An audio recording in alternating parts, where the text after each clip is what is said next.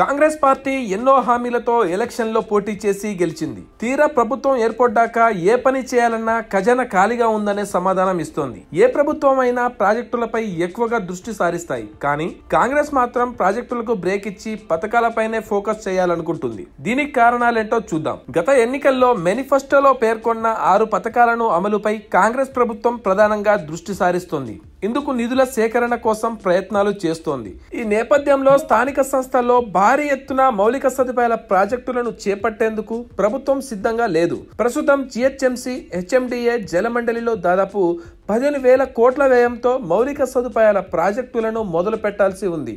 బల్దియా పరిధిలో సమగ్ర రోడ్ల అభివృద్ధి పథకం 2వ దశ కింద దాదాపు 3,000 కోట్లతో కొత్తగా రోడ్ల విస్తరణ, వంతెనల నిర్మాణం చేపట్టాల్సి ఉంది.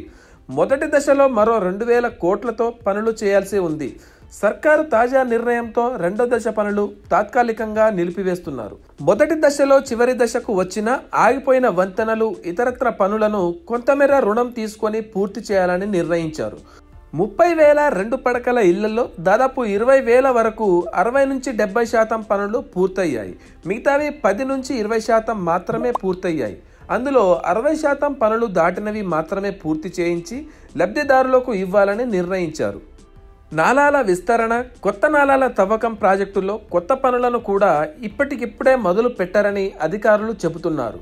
జలమండలిలో కూడా కీలకమైన ప్రాజెక్టుల నిర్మాణం కొన్నాళ్ళు ఆగిపోయే అవకాశం ఉంది. ప్రస్తుతం నగర వ్యాప్తంగా మురికివాడల శుద్ధి ప్రాజెక్టు పూర్తి చేయబోతున్నారు.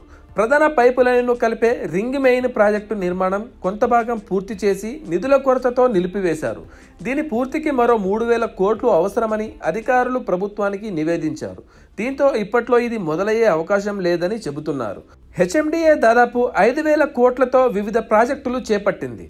గత ప్రభుత్వ హయాంలో భూములమ్మగా వచ్చిన నిధులతో పాటు సంస్థ ఖజానాలో ఉన్నవి కూడా ప్రభుత్వ ఖజానాలోకి జమ చేశారు. ఇప్పుడు ఈ సంస్థ ప్రాజెక్టులకు నిధులిచ్చే అవకాశం లేదని అధికారులు తెలిపారు. వచ్చే ఏడాదిలో 2వ దశ మెట్రో రైలు విస్తరణతో పాటు మూసీ సుందరీకరణ ప్రాజెక్టును మాత్రం కొలిక్కి తెచ్చి పనులు మొదలు పెట్టాలన్నది ఆలోచన.